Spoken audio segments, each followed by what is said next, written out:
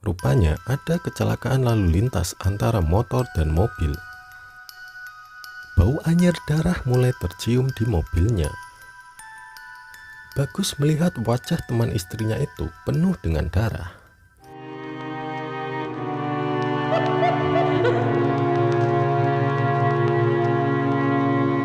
Selamat datang di Buzz Story, cerita waktu malam. Mendapat gangguan mistis setelah menolong korban kecelakaan.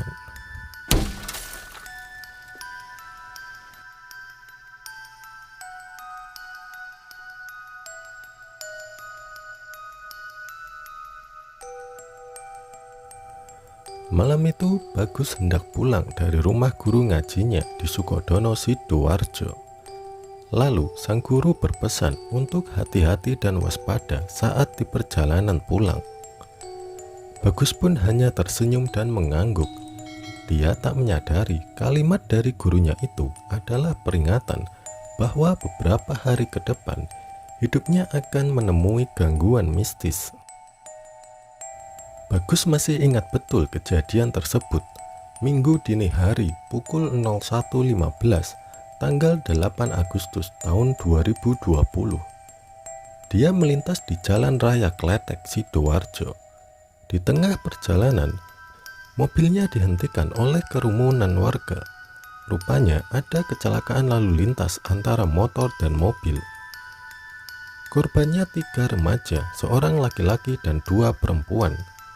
2 korban perempuan dimasukkan ke mobil Bagus. 1 orang tidak bergerak tapi masih bernafas. Lalu ada perempuan setengah baya juga ikut masuk ke mobilnya. Rupanya dia adalah ibu dari salah satu korban. Bagus lantas membawa mereka ke rumah sakit terdekat. Saat sampai di rumah sakit, salah seorang korban sepertinya sudah meninggal. Tak berselang lama, korban yang laki-laki tiba di rumah sakit. Dia dibawa oleh pengemudi mobil yang lain. Bagus sempat dituduh sebagai orang yang menabrak, tapi semuanya diluruskan oleh orang tua korban yang ikut naik ke mobilnya. Setelah semuanya beres, Bagus pun langsung pulang. Namun, saat perjalanan pulang, bau anyir darah mulai tercium di mobilnya. Sesampainya di rumahnya yang berada di Sukomanunggal, Surabaya, Bagus langsung membersihkan darah korban yang tercacar di mobilnya. Namun, bercaknya tak kunjung menghilang, begitu juga dengan bau amisnya. Istri Bagus yang bernama Irnanda menjadi marah-marah karena besoknya ia akan memakai mobil itu ke Jogja.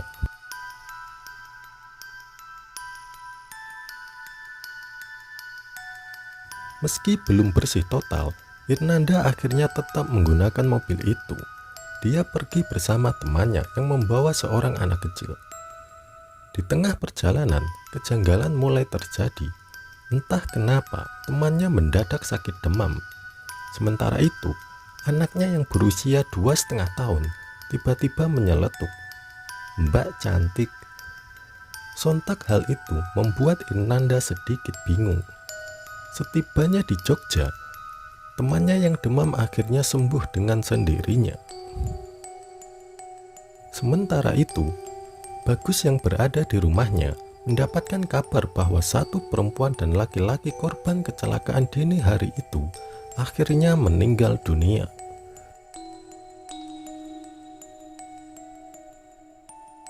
Selasa siang istri Bagus kembali ke Surabaya. Namun keanehan lagi-lagi terjadi. Saat melaju dari Solo ke arah tol Surabaya, Irnanda kesasar ke arah Ngawi, padahal dia menggunakan GPS. Karena bingung, Irnanda berkali-kali bertanya ke warga, tapi semua jawabannya sama. Anehnya, arah yang disampaikan beberapa orang itu justru menuju ke sebuah makam dan hutan. Cuaca pun mulai memburuk dan sang teman kembali demam tinggi. Setelah itu Irnanda berhenti dan mulai berdoa. Ternyata ada jalan lurus yang sebelumnya tidak terlihat, dan akhirnya mereka pun bisa pulang dengan selamat.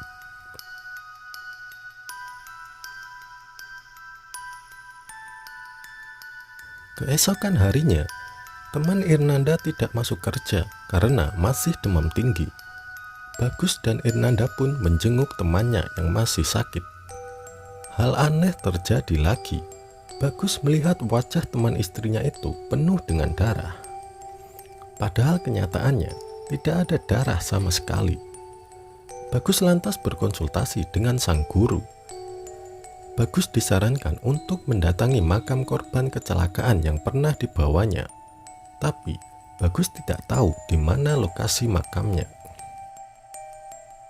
Besoknya, tiba-tiba sang istri bilang ingin pergi ke Tretes. Walau sedikit bingung, akhirnya Bagus mengantar istrinya pergi ke Tretes dengan mengendarai mobilnya. Namun, saat perjalanan menuju Tretes, Bagus dibuat merinding. Istrinya hanya diam termenung. Lalu tiba-tiba, dengan dingin istrinya bilang ke Bagus, "Makasih ya mas." Setelah berbicara seperti itu, istrinya kembali normal. Irnanda juga tidak ingat apa yang sudah ia ucapkan. Dan sesampainya di Tretes, istrinya malah bingung dan langsung meminta pulang. Beberapa hari kemudian, penjual nasi goreng yang sering keliling di daerah rumah Bagus bertanya kepadanya, ada masalah apa di rumah? Sebab dia melihat istri Bagus tidur di mobil tiap malam. Tentu saja Bagus bingung mendengarnya, karena sang istri selalu ada di kamar bersamanya. Dan seketika itu Bagus merasa ada yang aneh.